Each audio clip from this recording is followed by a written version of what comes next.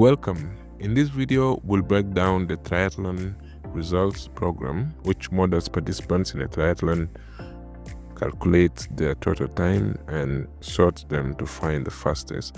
We use object-oriented principles like inheritance and polymorphism to make this task simple and efficient. Here, we begin by creating a list of participants using array list. We have both beginner participant and elite participant types. Each participant is initialized with their name, ID, event times, that is swimming, cycling, and running. And for the elite participants, we also add the sponsor name.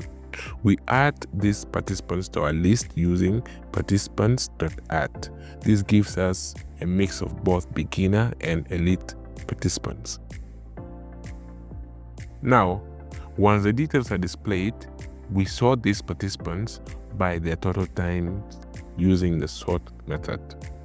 We compare the participants' total times with a simple comparator that uses participants get total time. This ensures that the participants are ordered from the fastest to the slowest. Finally, we print out the top two participants with the fastest total times. We use participants.get 0 for the fastest and participants.get 1 for the second fastest. This is a simple way of displaying the winner or winners. Now let's quickly run our application and we see the output of the program. Remember, we have defined or added our participants up here.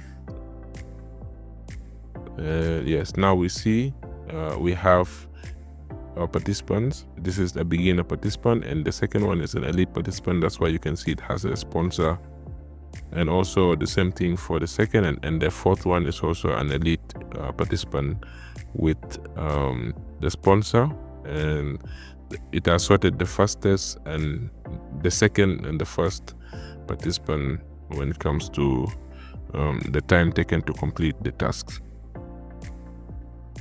Now, to wrap up, this program demonstrates how to manage a group of triathlon participants, calculate their total times, and sort them to identify the fastest by using inheritance and polymorphism. We make the code more flexible and easier to extend in the future. Thanks for watching and feel free to leave a comment if you have any question. See you in the next video.